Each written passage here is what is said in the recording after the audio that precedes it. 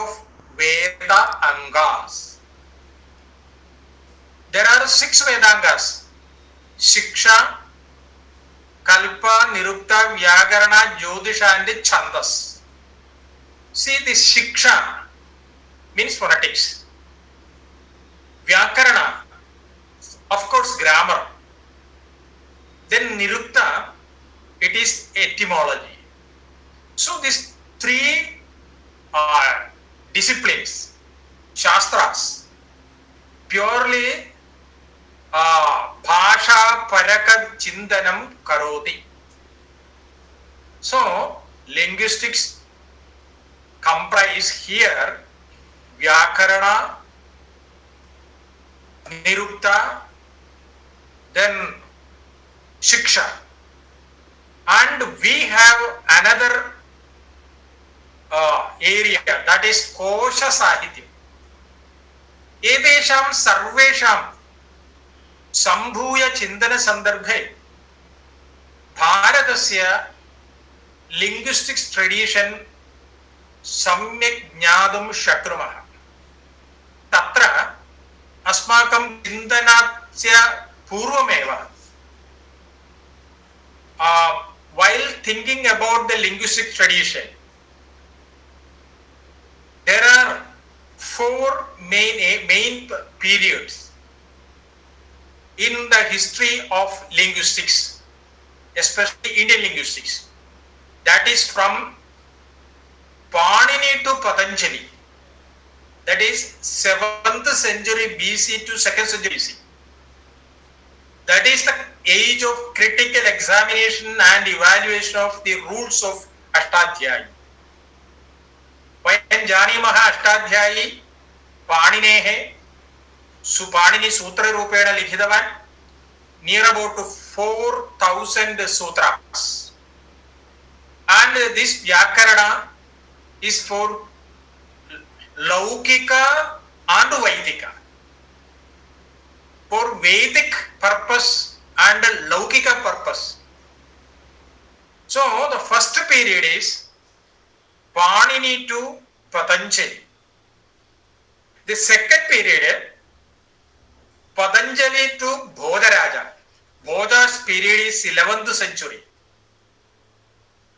Then from Ramachandra, 12th century. Actually, Ramachandra has started the Prakriya system in Vyakarana. Ramachandra to Nagesha. Nagesha Bhatta in 19th century. And the fourth one is modern period, which began with the work of modern scholars, especially the statement of William Jones. So, Paninian system of grammar has developed in later period in different aspects like Vyakarana as a structural grammar, Vyakarana as a linguistics philosophy. See, this linguistics philosophy has developed by Patanjali in his Mahabhashya.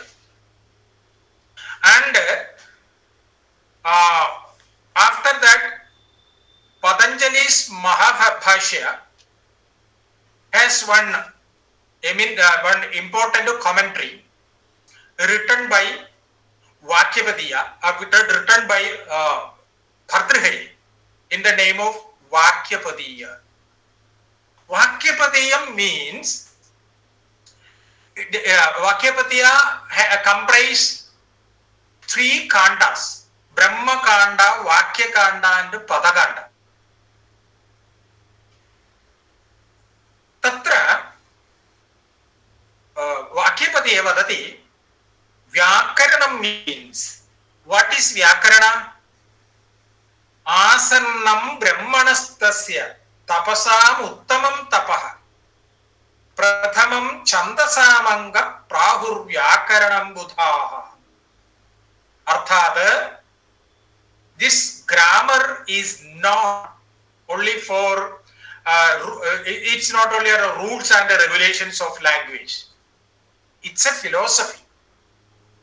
आसन्नं ब्रह्मणस्तस्य तपसाम् उत्तमं तपः.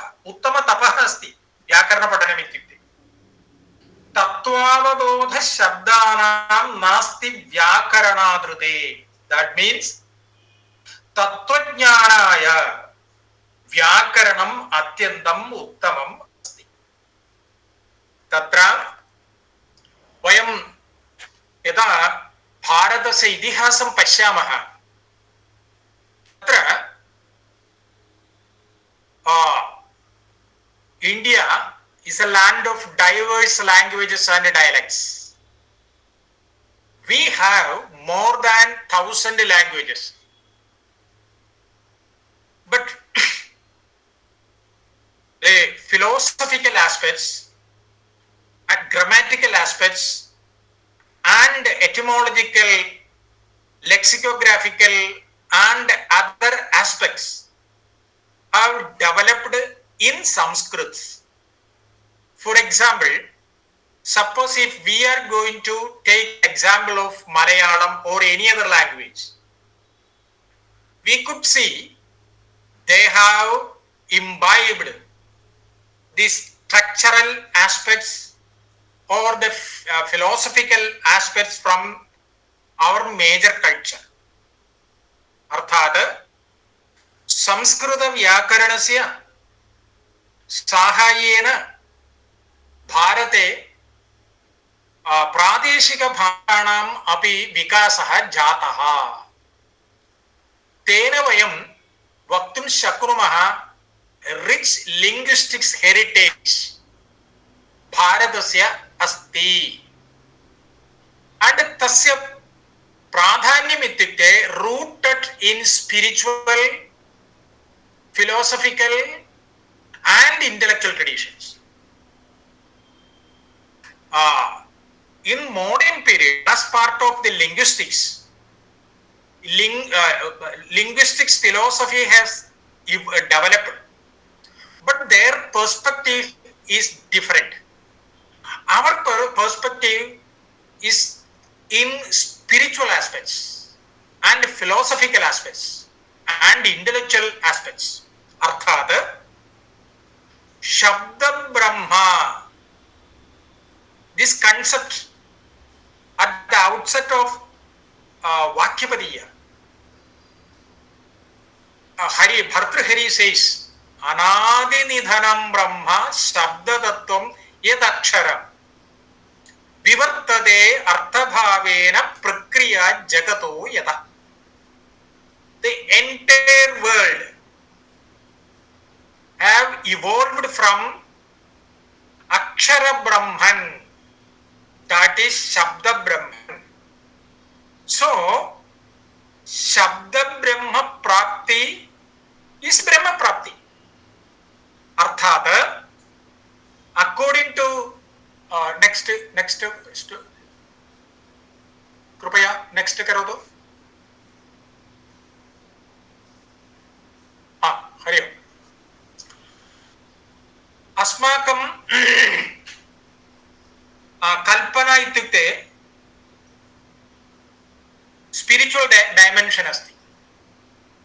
तत्र न केवलं संस्कृतस्य, याः भाषाः सन्ति भारते,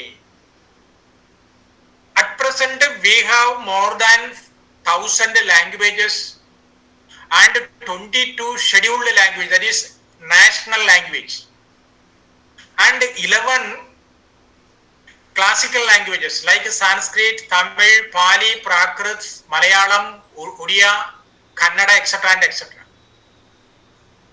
तत्र तेषां सर्वेषां भाषाणां स्पिरिचुवल लिंक अस्ति, फिलोसॉफिकल एस्पेक्ट्स अस्ति. न केवलं भाषा इत्युक्ते it's not only for communication, it's a philosophy. So as part of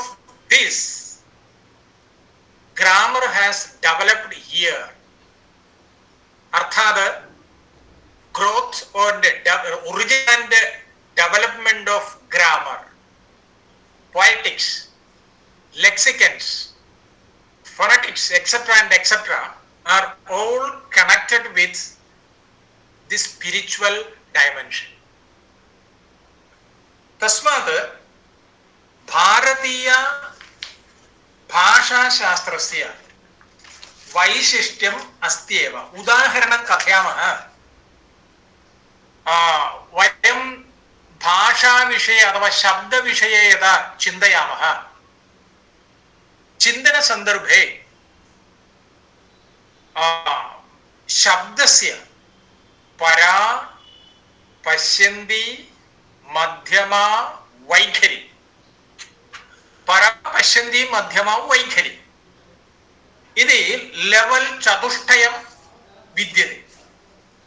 तत्र modern linguistics mainly focus on two aspects, Vaikhari and Madhyama.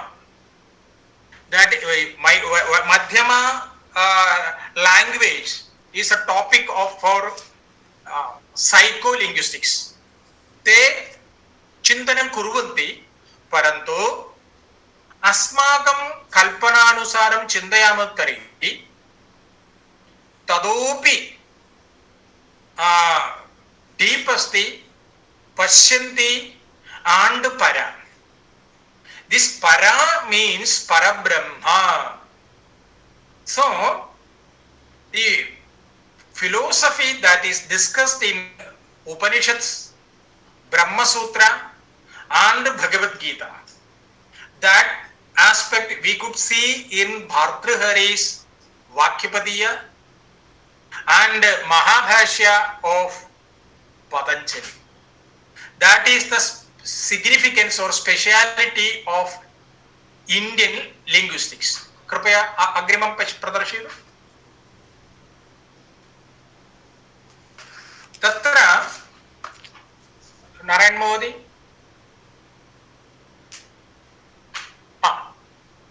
Fine. वयं पूर्वमेव उक्तमासीत् ग्रामर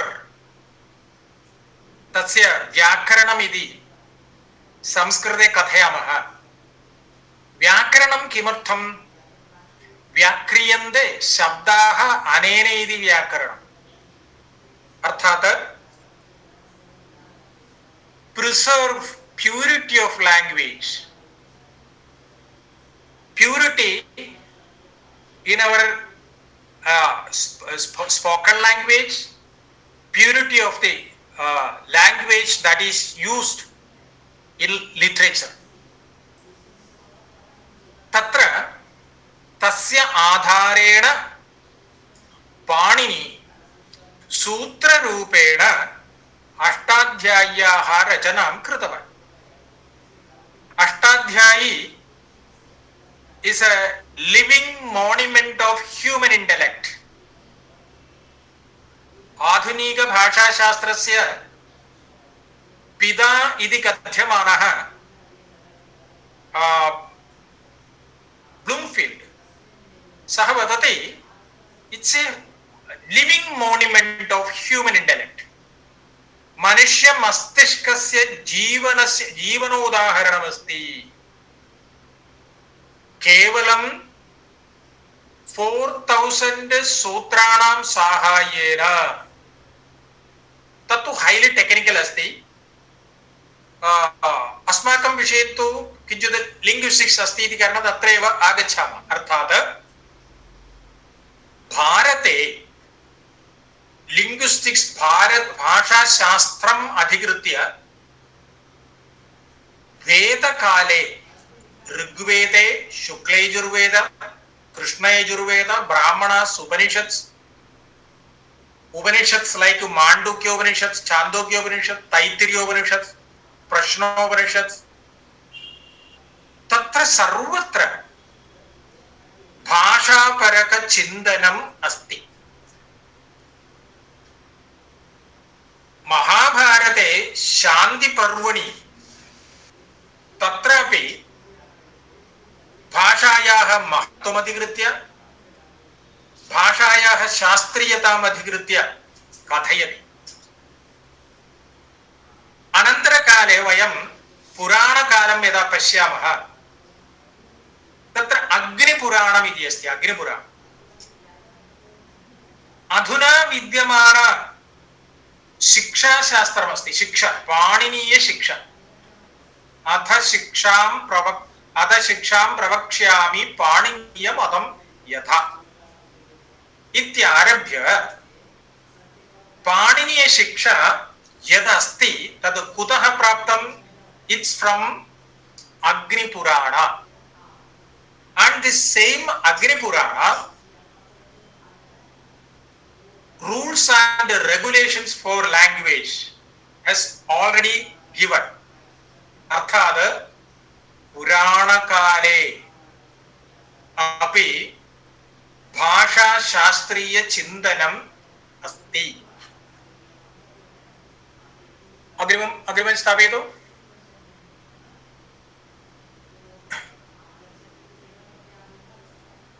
अस्तु।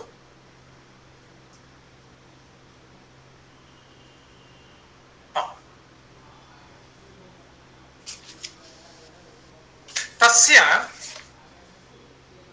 एवं वेदकाले, उपनिषत्काले, पुराणकाले ये विचाराः आसन्, भाषा अधिकृत्य विचाराः आसन्, तान् संगृह्य विद्यमान भाषाया जनानां भाषणं च सम्यक् श्रुत्वा Panini has composed rules for the language in sutra style. तत्र पाणिनेः सूत्रस्य उपरि विश्लेषणनिमित्तं Kashika, नंदिकेश Kashika is very famous. Jayaditya वामन आचार्याणां Kashika another important. Then Kashika अनन्तरं वार्तिक. उक्तानुक्त दुरुक्तानां चिन्ता यत्र प्रवर्तते तं ग्रन्थं वार्तिकं प्राहु इति तस्य लक्षणं वदति। अर्थात् भाषाविषये ये विचाराः सन्ति तान् सर्वान् सूक्ष्मेक्षिकया तत्र चर्चां करोति। देन् अनन्तरं भाष्यं, पतञ्जलेः भाष्यं इस् वेरी फेमस्। तत्र भाष्ये पदच्छेदं भाष्यमस्ति, व्याख्यानमस्ति, एवं भिन्न संप्रदायाः सन्ति। पदच्छेदं, पदार्थं, विग्रहं, वाक्ययोजना, आक्षेपः, समाधानम्, एवं प्रकारेण एकैकं विषयं स्वीकृत्य एते आचार्याः भाषायाः शास्त्रं रचितवन्तः। तत्र पाणिनि किं कृतवान् इत्युक्ते, अद्भुतं किम् इत्युक्ते, केवलं माहेश्वर सूत्राणाम् अयुन् ऋलिक् केयोङ् अयोच् हयवरट् लण् ञमगणनव इति माहेश्वर सूत्रस्य रीअरेञ्ज् कृत्वा technical terms, he has developed technical terms like ach, hal, val, rel, etc. etc. All these technical terms are highly complicated. Parantu he has developed for the purpose of a shastra, bhasha shastra. And this approach, this methodology actually studied by Noam Chomsky, Bloomfield, and Ferdinand de Saussure and other stalwarts in modern linguistics. ते वस्तुतः आधुनिक भाषाशास्त्रस्य रचनानिमित्तं तेषां प्रेरणा कुतः? From Panini's Ashtadhyayi, then Mahabhashya of Patanjali, then Vakyapadiya of Bhartrhari. अर्थात linguistics इति innovative system, knowledge system आधुनिक काले कथं डेवलप्ड अभवत् इत्युक्ते भारतीय विज्ञानस्य आधारेण अथवा ततः प्रेरणां स्वीकृत्य. For example Ferdinand de Saussure, a Swiss linguist, his research thesis was Shashti Vibhakti in Sanskrit grammar. Shashti Vibhakti अधिकृत्य अष्टाध्यायी तदा कौमुदी महाभाष्यम् एतादृशेषु ग्रन्थेषु षष्ठी विभक्तिम् अधिकृत्य ये विचाराः सन्ति तान् अधिकृत्य पठित्वा सः उपस्थापितवान् the scientific approach of language. अनन्तरकाले चोम्स्की महोदयः आगतः. चोम्स्की महोदयस्य generative grammar, GB theory, minimalism, एते सर्वे theories. What is generative theory? See generation, for example अस्माकं पदचिन्तनं कुर्मः. यास्काचार्यः वदति चत्वारि पदजातानि, नाम, आख्याता, उपसर्ग and निपात.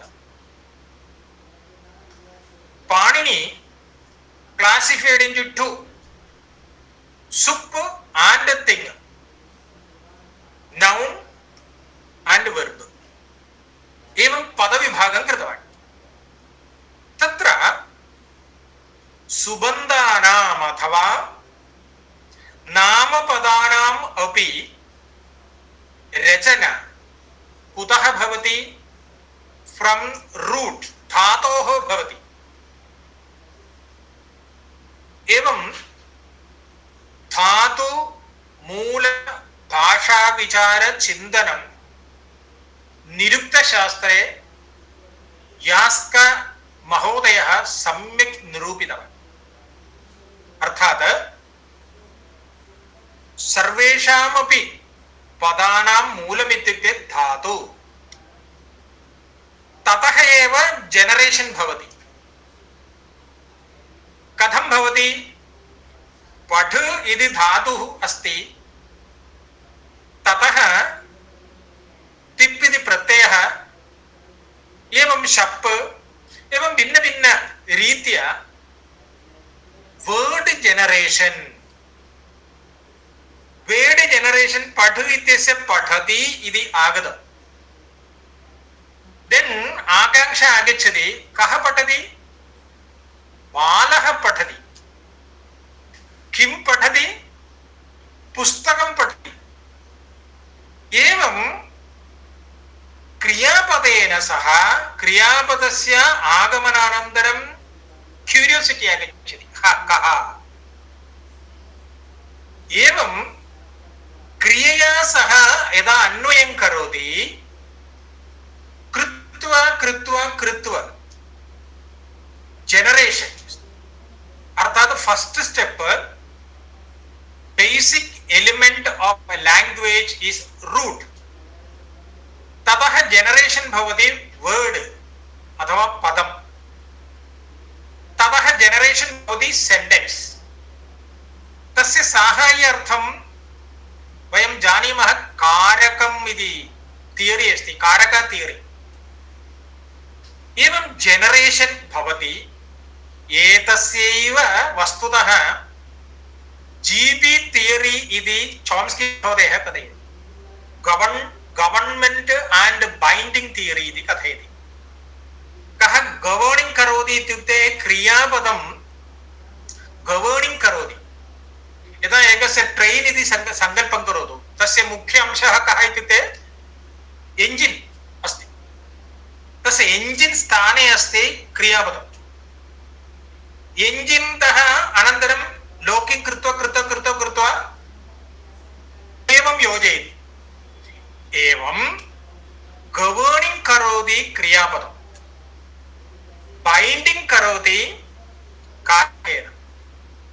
तदेव वस्तुतः गवर्नमेंट एंड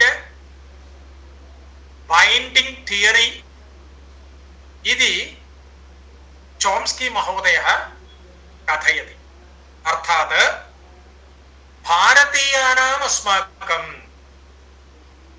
जनरेटिव ग्रामर और जीबी थियरी और मिनिमलिज्म नूतन विचारः नास्ति, अत्र अस्त्येव। परन्तु they have developed as a system रूपेण ते डेवलपमेंट कृतवन्तः इत्येतत् सम्यक् अस्ति। परन्तु एषः विचारः भारते अस्ति। एवमेव वयं यदा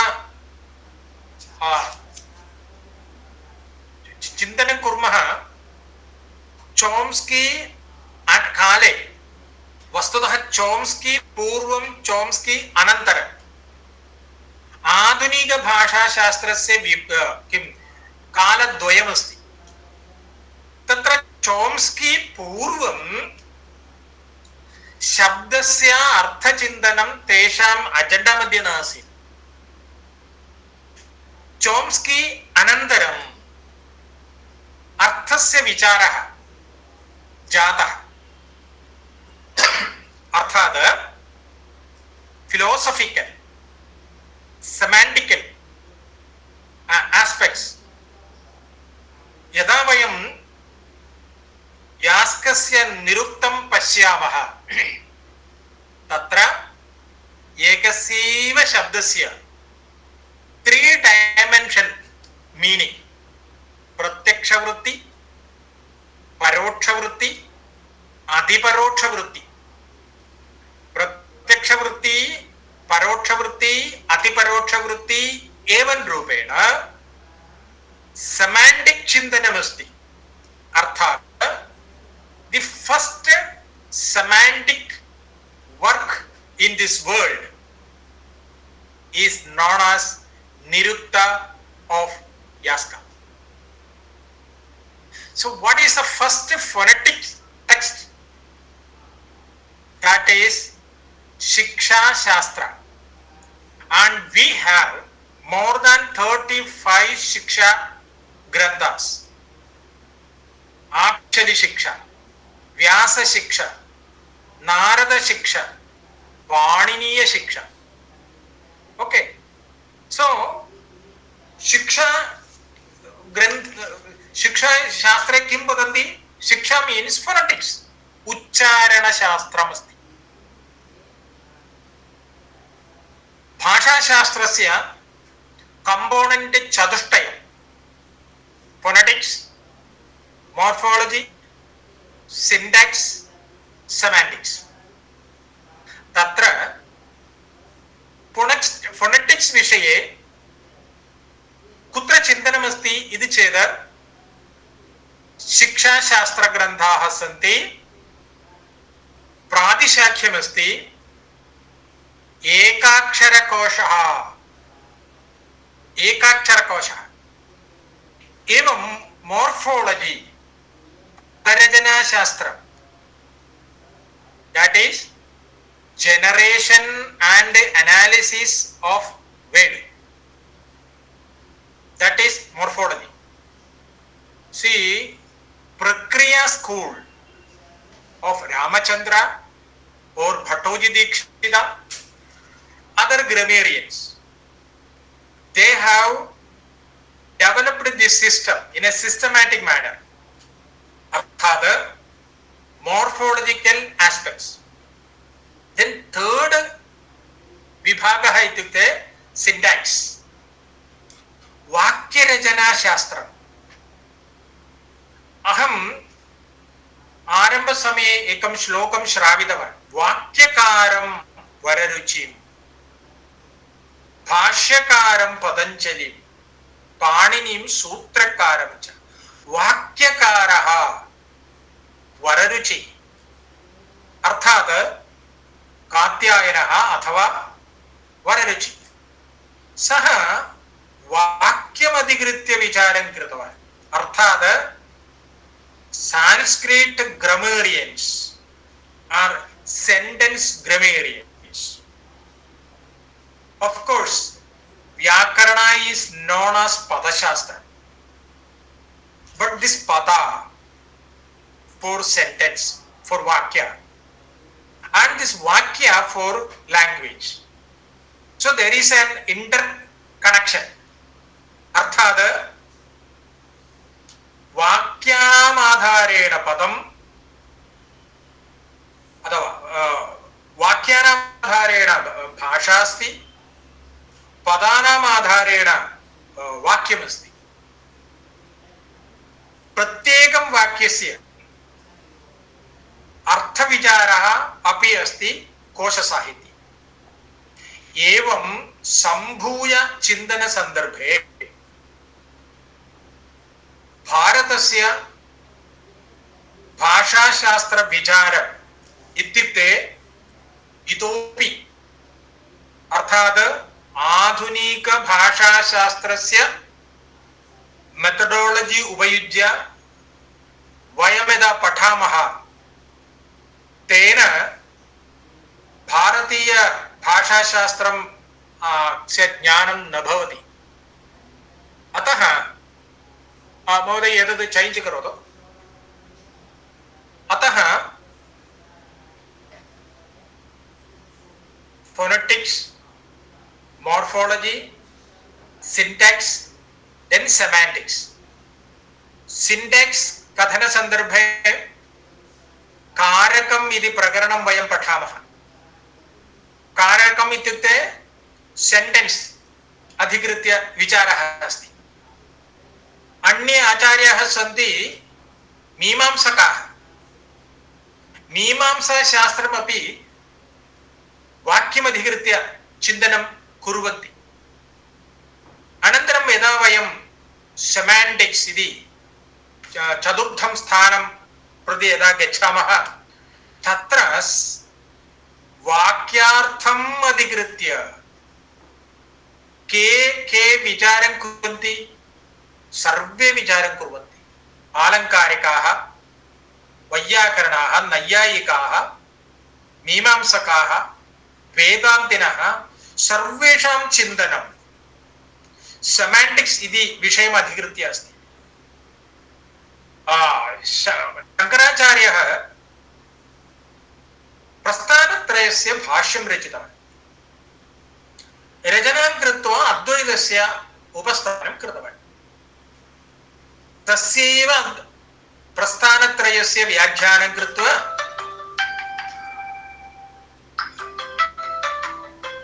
रामानुजाचार्यः विशिष्टाद्वैतं रचितवान्. एवं वयं पश्यामः व्याख्यानस्य आधारेण विचाराणाम् उपस्थापनं कुर्वन्ति.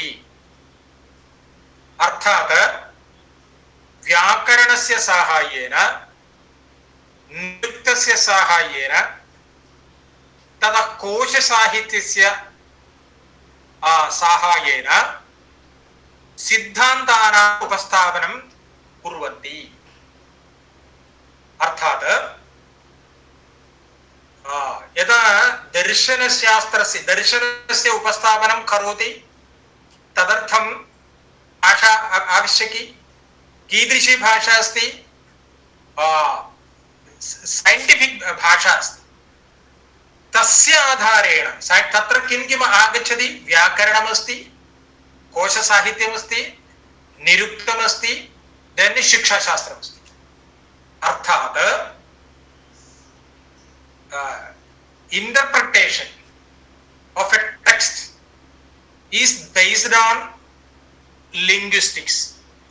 भाषाशास्त्रस्य आधारेण अत्र शास्त्राणां विकासः.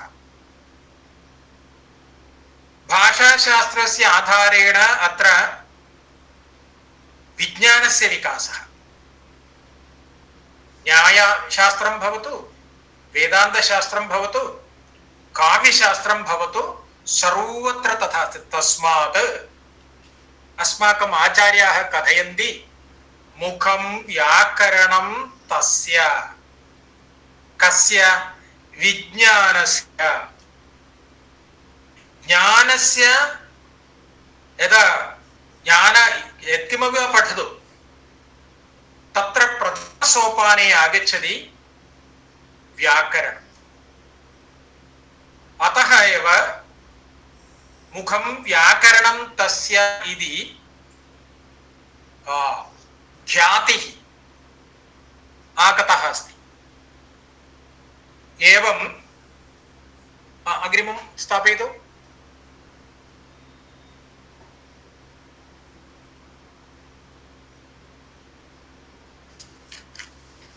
रैट्. यदा वयं लिंग्विस्टिक्स् इति विषय चिन्तनसन्दर्भे किं भोः भाषाशास्त्रविचारः केवलं संस्कृते एव अस्ति वा? प्रादेशिकभाषासु न दृश्यते वा? अस्ति एव. कुत्र अस्ति? मलयाळभाषायाम् अस्ति, तमिळ्भाषायाम् अस्ति, सर्वत्र अस्ति. परन्तु there is a long standing controversy, that is Dravidian linguistics. भाषाशास्त्रकाराः भारतीय भाषाणां विभजनं कृतवन्तः. इंडो यूरोपियन भाषा गोत्रमस्ति, द्रविडियन भाषा गोत्रमस्ति, सिनो टिबेटन अस्ति. एवं प्रकारेण विभजनं कृत्वा ते उक्तवन्तः see Dravidian languages have no connection with the Indo-European languages. अर्थात् परस्पर संपर्कः नास्ति. Indian languages belong to three language family. तत्र तोल्काप्यमिति पश्यामः, नन्नूल् इति पश्यामः.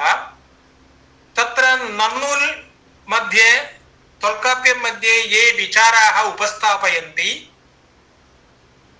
व्याकरणेन सह सम्बन्धः नास्ति इति द्रविडियन् लिंग्विस्ट् जनाः कथयन्ति. यदि वयं पुस्तकद्वयम् एकत्र उपस्थापयामः, के विषयाः तोल्काप्यं मध्ये अस्ति? वर्णविचारः, यम्. वाक्यविचारः, यस्. पदविचारः, यस्. देन् सन्धि, समासः, कारकं कुत्र अस्ति? तोल्काप्यं मध्ये अस्ति. अरे सन्धि समास कारकम् अक्षरम् एतादृश विचाराः एव किल भट्टोजी दीक्षितस्य सिद्धान्तकौमुद्याम् अथवा पाणिनेः अष्टाध्याय्या. परन्तु आधुनिककाले द्रविडियन् लिंग्विस्ट् जनाः कथयन्ति न, तथा नास्ति इति. अर्थात् विशिष्य संस्कृतज्ञाः किञ्चित् अवधानं स्थापयन्तु. Indian languages, whether it is Tamil or Malayalam or Sanskrit, Indian languages have a rich heritage. in literature, philosophy, art, or any other discipline. तत्र तमिळ् भाषा प्राचीना भाषा अस्ति, संस्कृतं प्राचीना भाषा अस्ति. संस्कृते किम् अस्ति? वेदान्तविचाराः सन्ति, योगविचाराः सन्ति. पुनः किमस्ति? तत्र वैद्यकीयविचाराः सन्ति, आयुर्वेद. यदि तमिळ् भाषायाः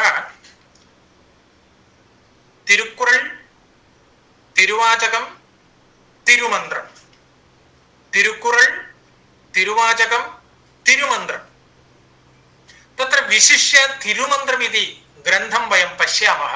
it's an encyclopedia of Indian knowledge system. Encyclopedia of Indian knowledge system. तत्र भाषाविचाराः सन्ति. तत्र वदति प्राचीना भाषा अस्ति संस्कृतं, प्राचीना भाषा अस्ति तमिळ्. उभयत्रापि आगमविचारान् उपस्थापयन्ति. आगमविचारान् उपस्थाप्य तस्य आधारेण कलानां विकासः, तस्य आधारेण वेदान्तस्य विकासः स्पष्टतया. एवं न केवलं तिरुमन्त्रं मध्ये, तोल्काप्यमध्ये अपि अस्ति. तोल्काप्यमध्ये किमस्ति इत्युक्ते संस्कृतविषय अधिकृत्य, संस्कृतभाषायाः विषयम् अधिकृत्य अस्ति. अर्थात् द्रविडियन् थियरी वस्तुतः भाषाशास्त्रविरुद्धमस्ति. द्रविडियन् थियरी किमर्थम् आनीतम् इत्युक्ते डिवैड एंड रूल इति विदेशीयानां कल्पनानुसारं ते आनीतवन्तः. एवं 32 languages studied महाकवि सुब्रह्मण्य भारती.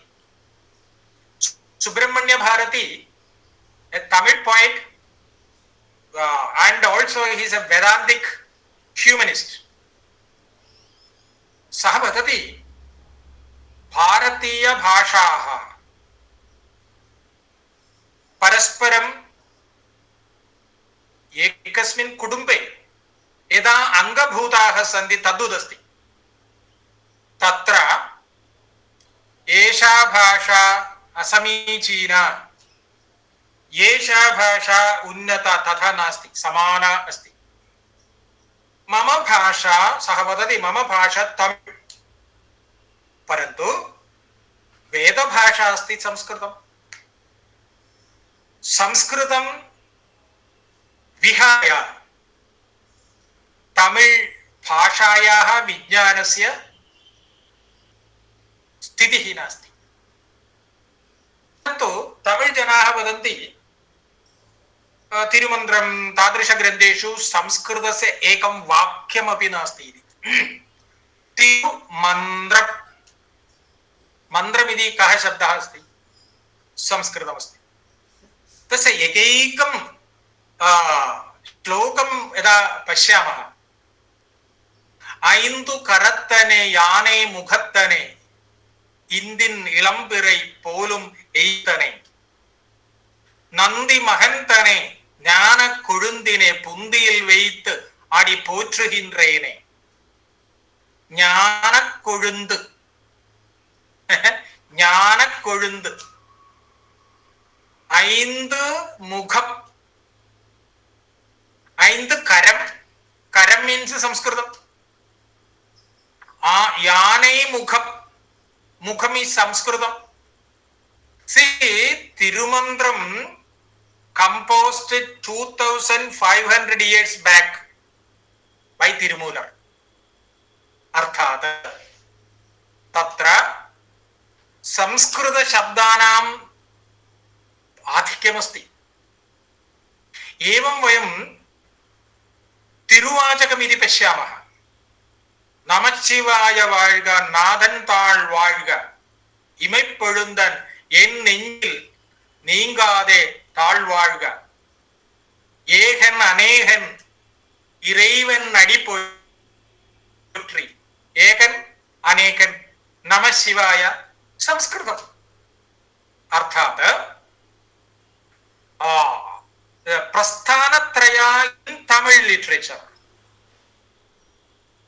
While closely trace these three works, we could see language level similarity and knowledge level similarity. अर्थात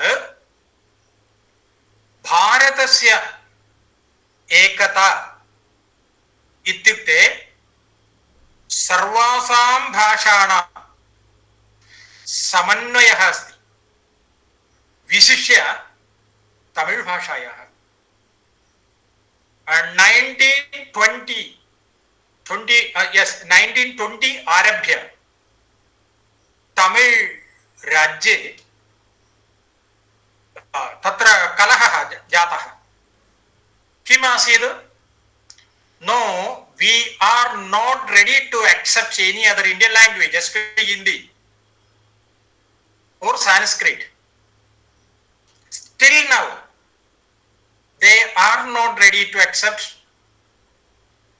any other language from India.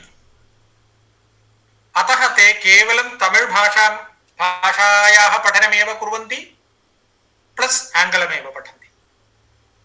परन्तु संघसाहित्यमता पश्यामः, தொல்காப்பியம், நன்னூல், திருமந்திரம், திருக்குறள், திருவாचकं, 4000 दिव्य प्रबन्धम् एवं वयं पश्यामः तर्हि भारतीय विज्ञानस्य उत्तम उदाहरणरूपेण तमिळ् लिटरेचर, तमिळ् फिलोसफी पश्यामः। न केवलं तमिळ् मध्ये, let's take an example of Malayalam. See Harinama Kirtanam written in Malayalam, but it's a philosophical work. And Jnanapana, another Malayalam classical work composed by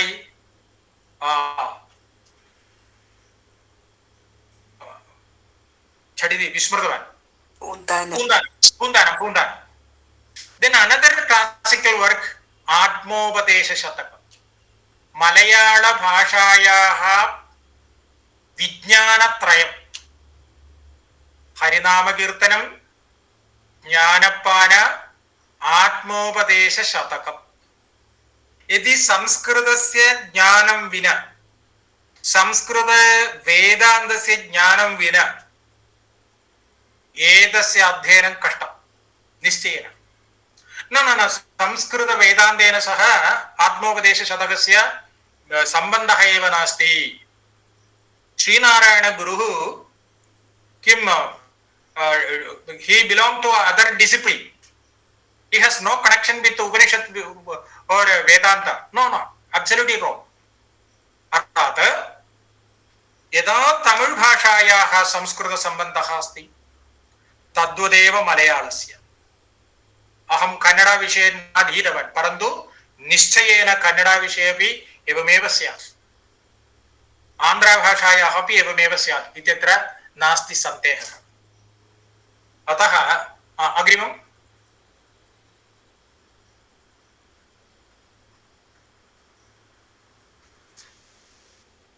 एतद् अहं स्लैड् द्वयमपि उपस्थाप्य चर्चा निमित्तं गच्छामः।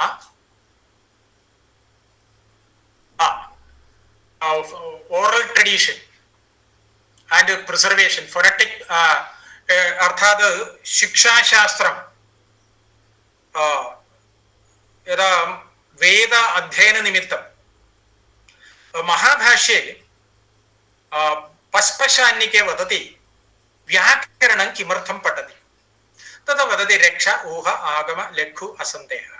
रक्षार्थं वेदानाम् अध्ययनं कथं सम्यक् उच्चारणं, सम्यक् पठनं, अर्थज्ञानपुरस्सरं पठनाय व्याकरणस्य आवश्यकता अस्ति. एवम् उच्चारणनिमित्तं शिक्षाशास्त्रम् अपेक्षितम्.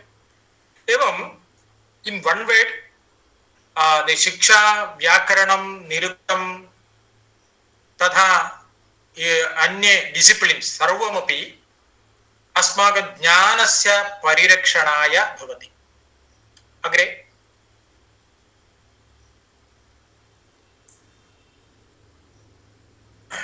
यस्, वस्तुतः यदा वयं पश्यामः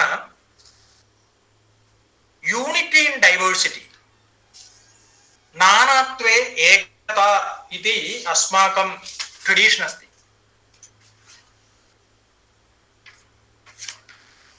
ततो न केवलम् अस्माकं विचारे, भाषणे अपि अस्ति. विचारे अस्ति, भाषणे अस्ति, कथने अस्ति, जीवने अस्ति, सर्वत्र अस्ति. So this diversity enriched our culture. भारतीय विज्ञानस्य वैशिष्ट्यं तथा अस्ति.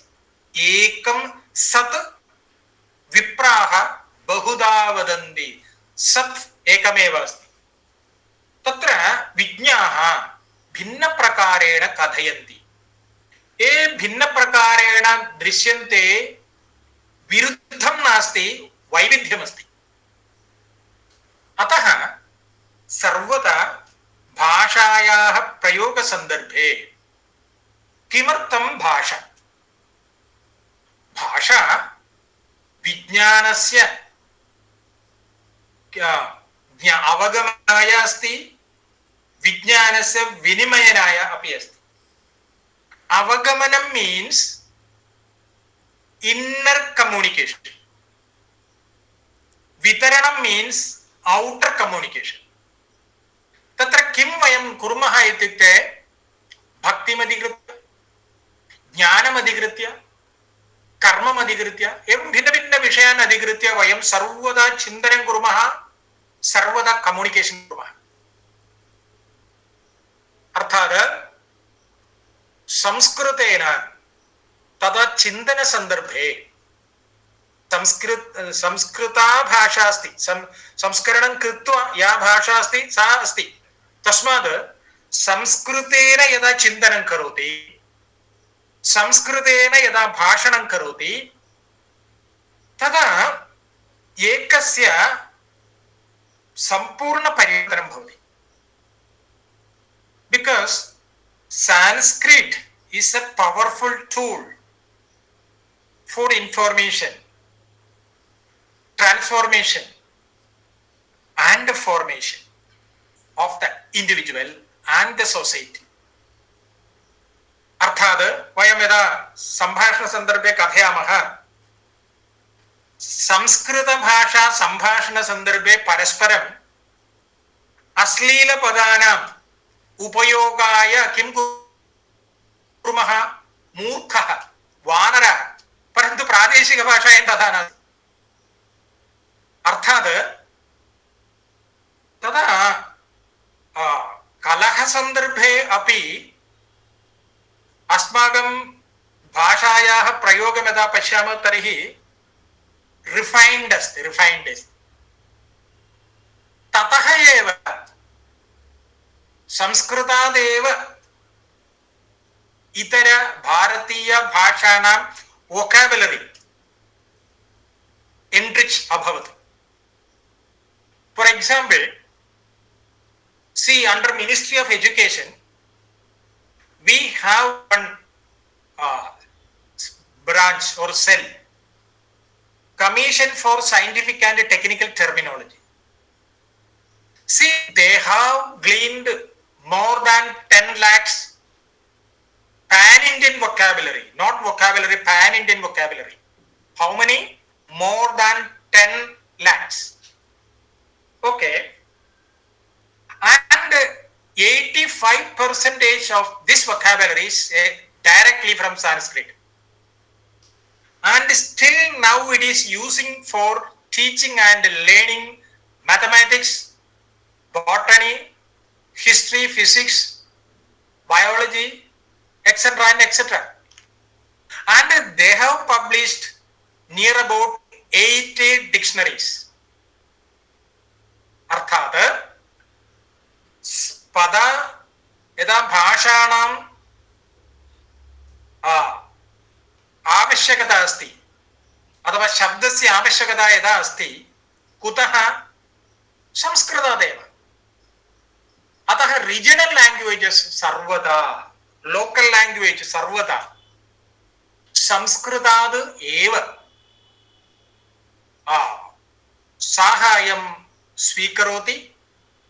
आधुनिककाले प्रादेशिकभाषातः संस्कृतमपि किं साहाय्यं स्वीकृतवन्तः. फॉर एग्जाम्पल इदानीम् एसि इति शब्दः अस्ति. एसि इति विचारः किं संस्कृते नास्ति, मूलं नास्ति, परन्तु वातानुकूलितम् इति हिंदी भाषायाम् अस्ति. सः एव शब्दः अत्र स्वीकृतमस्ति. एवम् आदानप्रदानं सर्वदा अस्ति. केचन कथयन् तथा नास्ति, संस्कृतं दि पर्फेक्ट् अस्ति, नूतनपदानाम् आवश्यकता कदापि नास्ति. न, तथा नास्ति. इदानीं पिकः इति शब्दः अस्ति. पिकः इति शब्दः सौत् इण्डियन् भाषातः स्वीकृतवन्तः. कस्मिन् अर्थे? कोकिल इत्यस्मिन् अर्थे. कोकिलः इत्यस्मिन् अर्थे पिकः इति शब्दस्य प्रयोगः दक्षिणभारते. तस्मात् ततः स्वीकृतवन्तः इति टी बरो महोदयः this are the language, S the language इति पुस्तके अस्ति. सः near about 1000 coinage word or borrowed words in Sanskrit सः चर्चां कुर्वन्ति. अर्थात् यदा मलयाळ भाषायां संस्कृत शब्दाः सन्ति तद्वदेव संस्कृते अपि प्रादेशिक भाषाणां प्रयोगः प्रभावः अस्ति. एवं भारतस्य किं भाषा प्रयोगस्य प्रवाहः अग्रे अग्रे गच्छति. तत्र अस्माकं मूलविचारः इत्युक्ते यदा नानात्वे एकत्वम् इति कथयामः तद्वदेव विभिन्नाः भाषाः सन्ति. एकः एव विचारः, एकः एव विचारः अस्ति. भाषायाः लक्ष्यम् इत्युक्ते मानवस्य परिवर्तनमस्ति. संस्कृति इति कथयामः. परस्परं कलहाय नास्ति, समन्वयनिमित्तमस्ति भाषा. अतः तया दृष्ट्या वयं भाषायाः, भाषा पठनस्य, भाषाशास्त्रस्य उपस्थापनं कुर्मः तर्हि निश्चयेन अस्माकं भारतस्य उद्गतिः भविष्यति. अन्यथा यदा विदेशीयानां विचारानुसारं न भवतां तु भाषा भिन्ना अस्ति, विचारः भिन्नः अस्ति, वेशः भिन्नः अस्ति, अतः परस्पर सम्पर्कः एव मास्तु इति विचारं वयं मनसि स्थापयामः, कलहः निश्चयेन भविष्यति. इति एतावदुक्त्वा अहं युष्माकं योजनाय चर्चानिमित्तं तदा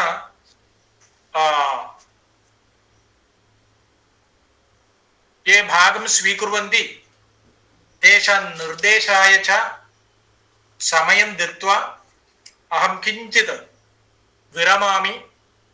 नमो नमः.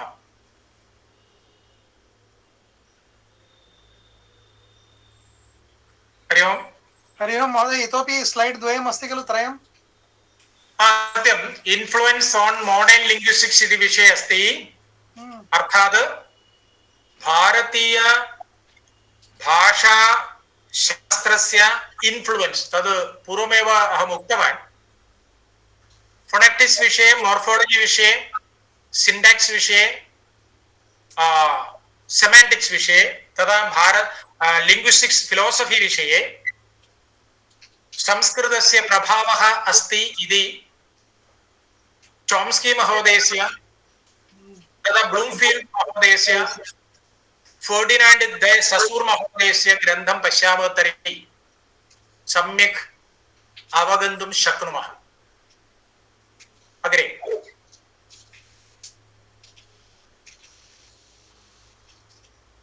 yes relevance of Sanskrit or linguistic study today, revival of interest in Sanskrit and classical languages.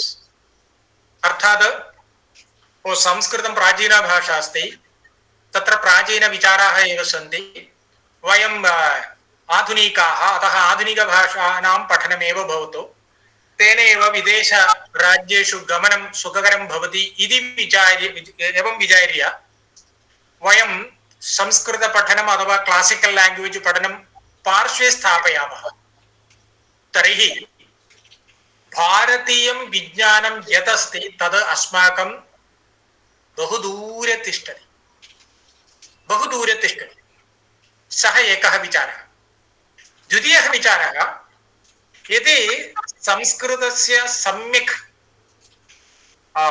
शास्त्रीयरीत्या वयं पठामः तर्हि निश्चयेन एतस्य कांट्रिब्यूशन कुत्र भवति? आर्टिफिशियल् इंटेलिजेंस मध्ये। तदा तादृश विचारमण्डलेषु अपि एतस्य कांट्रिब्यूशन भविष्यति। अतः संस्कृतं निश्चयेन पठनीयमस्ति। किमर्थं?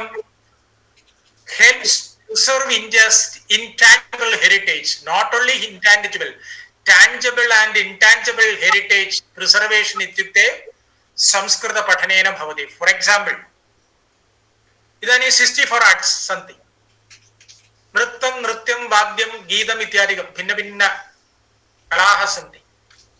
यदि एतादृश विचारः नास्ति इति चिन्तयतु, नाट्यशास्त्रे प्रतिपादितरीत्या विचारः नास्ति, किमर्थम् एवं करोति इति कल्पना एव न भविष्यति। एवमेव अस्माकं वास्तुविद्या विज्ञानमस्ति, कृषिशास्त्रमस्ति अस्ति, एवम् अप्लैड् सैन्स् इति यद् उच्यते तस्य सर्वस्यापि ज्ञानाय संस्कृतविज्ञानम् अपेक्षितम्। अर्थात् भारतीयं विज्ञानं किम् आधुनिक शिक्षण संप्रदाये मास्तु इति मेकाले महोदयः उक्तवान्।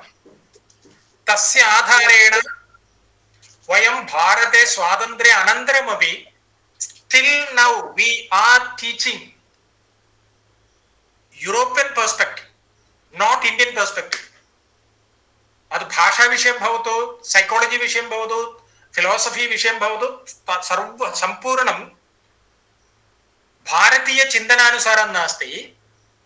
तेन कष्टं किमित्युक्ते एकः फॉर एग्जांपल एकः भाषा विषयम् अधिकृत्य पठति बालकः भारते MA PhD in Hindi और मलयालम और तमिल भाषा विषय अधीतवान् एकः अस्ति इति चिन्तयति। See, definitely he is a stranger in front of Indian linguistics, no doubt. भारतस्य etymological tradition किं, lexicographical tradition किं, semantic tradition किम् इति पृच्छामः तर्हि निश्चयेन सः किं वदति? सः आधुनिक भाषाशास्त्रस्य ये विचाराः सन्ति तानेव कथयन्ति। मम अनुभवः अस्ति, मम विश्वविद्यालये हिंदी छात्राः, इंग्लिश छात्राः सर्वे आगच्छन्ति, तेषां कल्पना नास्ति। अतः प्रिसर्व इंडियास् इंटांजिबल हेरिटेज, भारतस्य किं पैतृकस्य संरक्षणाय ज्ञानाय supports integrated learning and national unit तदेव प्रमुखम्। मम पठनं किमर्थं? मम राज्यस्य सेवा, मम राज्यस्य ऐक्यता अस्ति चेदेव ममापि उद्गतिः भविष्यति। इदानीं समीपकाले ऑपरेशन सिन्दूर् तत्र ब्रह्मोस् इति आयुधस्य प्रयोगः अभवत्। ब्रह्मोस् मेकिंग इण्डिया प्रोजेक्ट् मध्ये यः विचारः अस्ति तस्य आधारेण अस्माकं भारते निर्मितमस्ति। तस्य किं टेक्नालजी सर्वं विदेशात् स्वीकृतवन्तः, परन्तु बेसिक् स्ट्रक्चर् तदा विचाराः अस्माकम् अस्ति। अतः युद्ध अनन्तरं MOU क्रियेट् करणार्थं बहवः राज्ये विद्यमानाः जनाः आगच्छन्ति। कारणं किम्? We are now 4th or 5th position in युद्धतन्त्रे।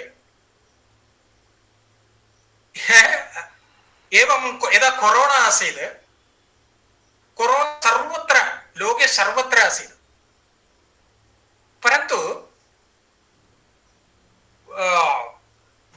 योगायाः प्रयोगेन, आयुर्वेदस्य प्रयोगेन, सिद्धवैद्यस्य प्रयोगेन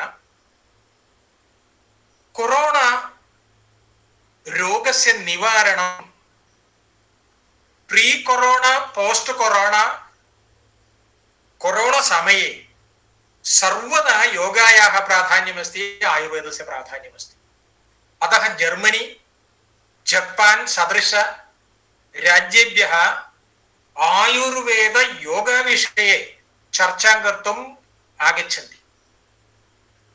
इदानीं जून् 21 योगा डे इति वयं जानीमः। योग इत्युक्ते केवलं किं सन्यासी जनानां बिसिनेस् इति भावना आसीत् अस्माकमपि, परन्तु तथा नास्ति। It's A social knowledge, useful knowledge, and its power is sufficient to transform each and every individual for doing any kind of work. तादृश विचारः यदा आगतः, अधुना 195 राज्येषु yoga is a business, yoga teaching, yoga counselling, yoga based education, अर्थात भारतीय विज्ञानस्य एप्लिकेशन इदमिदानीम् आरब्धम्। यदि वयं संस्कृतज्ञाः तया दृष्ट्या यदा चिन्तनं कुर्मः, अस्माकं किं साध्यता अस्ति, अन्यथा वयं बाध्यता भवेम। अतः भाषाशास्त्रं भवतु, संस्कृते अथवा भारते विद्यमानं विज्ञानं भवतु, एतस्य सर्वस्यापि अध्ययनम्, अध्यापनं, प्रचरणं, प्रसारणं, अनुसन्धानं यत्किमपि वा भवतु, लोककल्याणं, लोकाः समस्ताः सुखिनो भवन्तु, सत्यमेव जयति, धर्मात् अर्थश्च कामश्च मोक्षश्च भरदर्शनम् इति उदात्त विचाराः सन्ति। तेषाम् आधारेण कुर्मः इति उक्त्वा पुनः अपि कथयामि। विचारस्य चर्चायाः समयः इति उक्त्वा विरमामि। नमो नमः। धन्यवादः महोदय, बहु उत्तमम् उक्तवन्तः। इदानीं किञ्चित् अहम् एकं विषयं किञ्चित् अत्र प्रस्तावयामि। किम् इत्युक्ते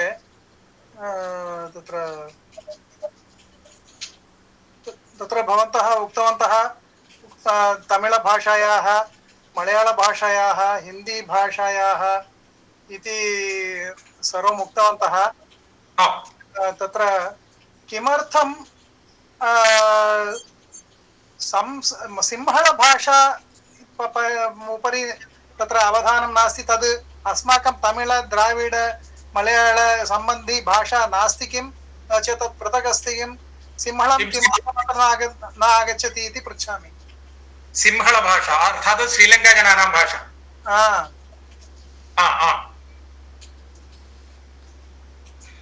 सिंहलभाषा विषये वस्तुतः अहं अनया दृष्ट्या न पठितवान्, परन्तु सिंहलभाषा अपि भारतीयभाषाकुटुम्बे अन्तर्भवति इति केरले एकः आचार्यः अस्ति, चट्टम्बिस्वामिगळ् इति अस्ति. चट्टम्बिस्वामिगळ् वदति सिंहलभाषा अपि सः किञ्चित् भिन्नदृष्ट्या वदति, द्रविड गोत्रे भवति इति आचार्यस्य अभिमतम्. Sir, namaste. Anybody can ask questions, please? Yes, please. Any questions? And also you can contribute. Sir, शृणोति वा? अवश्यं. Sir, शिक्षा मध्ये तत्र भवद्भिः उक्तं खलु, शिक्षा वयं शिक्षाशास्त्रे तत्र ब्रह्म इत्यस्य पदस्य लेखनसमये हकारोत्तरमकारः वयं लिखामः, परन्तु उच्चारणसमये मकारोत्तरहकारः उच्चरन्ति.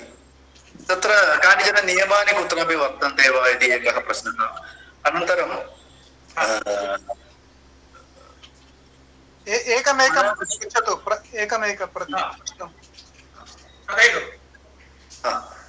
अनन्तरं भवता उक्तं खलु तत्र परा पश्यन्ति मध्यमा वैखरी इति शब्दस्य रूपाणि. तत्र मोडर्न् स्कालर्स् सर्वेपि मध्यमा वैखरी द्वयमपि स्वीकुर्वन्ति ते. तत्र मध्यमः सैकोलिङ्ग्विस्टिक्स् रूपेण स्वीकुर्वन्ति इति भवता उक्तं खलु. तत्र मध्यमा इत्यस्य स्फोटम् इत्यर्थं खलु, मध्यमया कृतूनादस्फोट इत्यभिधीयते. तस्य कारणं किं, सैकोलिङ्ग्विस्ट् रूपेण किमर्थं ते स्वीकुर्वन्ति इति एकः प्रश्नः. इदानीं एकैकस्य अहम् उक्त्वा भवान् अनन्तरं पृच्छतु. अर्थात् इदानीम् अस्माकं भाषाविचारः भवतु वेदान्तविचारः भवतु समानमस्ति, अर्थात् स्पिरिचुवालिटी अस्ति. तेषां तु तादृशभावना नास्ति. अर्थात् एम्पिरिकल् सैन्स् इति अस्ति तेषां. यदा ल्याब् अस्ति तत्र परीक्षणं निरीक्षणं कृत्वा यद् विज्ञानम् आगतं तस्यैव सैन्टिफिक् इति ते कथयन्ति. अर्थात् इदानीं वैखरी लेवल् लाङ्ग्वेज् अस्ति, तत्र स्ट्रक्चर् अस्ति, सौण्ड्, वेड्, सेण्टेन्स्, लाङ्ग्वेज्. एतदस्ति सौण्ड्, एतदस्ति पदम्, एवं प्रदर्शयितुं शक्यते. ओके, स्ट्रक्चर् इति कथयामः. अर्थात् तेषां विचारे स्पिरिचुवालिटी इति विचारः एव नास्ति. इन्नर् इति एतत् नास्ति, औटर् एव अस्ति तेषाम्. अतः 20th century पर्यन्तं, 20th century इत्युक्ते मध्यकालपर्यन्तम् अर्थविचारं लिङ्ग्विस्टिक्स् मध्ये न आसीत्. परन्तु यदा चोम्स्की लिङ्ग्विस्टिक्स् फिलोसफी इति विषयम् अधिकृत्य सः वक्तुम् आरब्धवान्, सः एव वदति, सैकोलजिस्ट् जनान् आहूय वदति, so you have to study about this psychological aspects of language. अर्थात् मध्यमा लेवल language, non-verbal language. तदा ते आरब्धवन्तः. अधुना किञ्चित् डेवलप्ड् जातमस्ति, परन्तु तेषां कल्पना अपि नास्ति. परा अथवा पश्यन्ति इति कल्पना तेषां नास्ति. ये भारतम् आगत्य अथवा भारतीय विज्ञानं पठित्वा मॉडर्न् लिङ्ग्विस्टिक्स् पठन्ति, तेषां तु कल्पना अस्ति एव. अर्थात् फ्रेम्, इतः फ्रेम् पश्यति तर्हि निश्चयेन किञ्चित् कर्तुं शक्नुवन्ति. ततः अस्ति चेत् ते कन्फ्यूषन्, तेषां कन्फ्यूषन् भवति इति कारणतः एव तादृश डेवलप्मेण्ट् न जातम्. एकः विषयः. द्वितीयः, इदानीम् अस्माकं अडयार् मध्ये आसीत् किल कुञ्जुनिराजा, डाक्टर् कुञ्जुनिराजा आसीत्। कुञ्जुनिराजा महोदयः मॉडर्न् लिङ्ग्विस्टिक्स् विषये सः तज्ञः, भारतीय लिङ्ग्विस्टिक्स् विषये अपि तज्ञः, अर्थात् उभयज्ञः अस्ति। अतः कुञ्जुनिराजा महोदयस्य उपस्थापनं यदा भवान् यदा उक्तवान् स्फोटविचारः अस्ति, तदा तेषां विचारं च सम्मिल्य उपस्थापनं कृतवन्तः 50 years back, 50-60 years back। परन्तु अनन्तरकाले कः एतादृशरीत्या चिन्तनं कृतवन्तः इत्युक्ते इट्स् ए बिग् क्वश्चन्। अहं संस्कृतज्ञः, संस्कृतं पठामि, व्याकरणं सम्यक् जानामि। Do you know about minimalism? No idea, because minimalism is not our subject, it's a subject of foreigners. तादृश भावना अस्ति इति कारणतः इतः आधुनिक भाषा शास्त्रस्य दर्शनं किञ्चित् न्यूनं जातं, परन्तु ते इदानीं तेषां पर्स्पेक्टिव् मध्ये स्थित्वा पठनम् आरब्धवन्तः इति कारणतः किञ्चित् प्रोग्रेस् जायमानमस्ति। अतः मम कथनस्य तात्पर्यम् एवमस्ति, परावाक् इति विषयम् अधिकृत्य इतोपि चिन्तनम् अपेक्षितमस्ति। पुनः भवतः प्रथमप्रश्नः कः आसीत्? शिक्षाशास्त्रे तत्र ब्रह्मा इत्यस्य ब्रह्म इति अस्ति, परन्तु उच्चारणसन्दर्भे श्रवण तद् न आगच्छति। तत्र शिक्षाशास्त्रे इदानीं दाक्षिणात्यानाम् उच्चारणशैली, उत्तरभारतीयानाम् उच्चारणशैली, मध्यभारतस्यापि उच्चारणशैली अस्ति। एवं प्रदेश उदाहरणम् इदानीं तिरुवनन्तपुरम् इति स्थानमस्ति। तिरुवनन्तपुरे जनाः किं कथयन्ति इत्युक्ते ट्रिवाण्ड्रम् इति कथयन्ति। कोळिकोड् इति जनपदमस्ति, कोळिकोड् जनाः कोयिकोड् इति कथयति, रैट्? परन्तु इतर अन्य डिस्ट्रिक्ट् मध्ये जनाः कोळिकोड् इति स्पष्टतया कथयन्ति। See, suppose if we are going to dictate them, no, you should use like this, Kozhikode न। प्रदेशस्य किम् उच्चारणं कथमस्ति तस्य प्रामुख्यमस्ति एव, अर्थात् उच्चारणभेदाः सन्ति।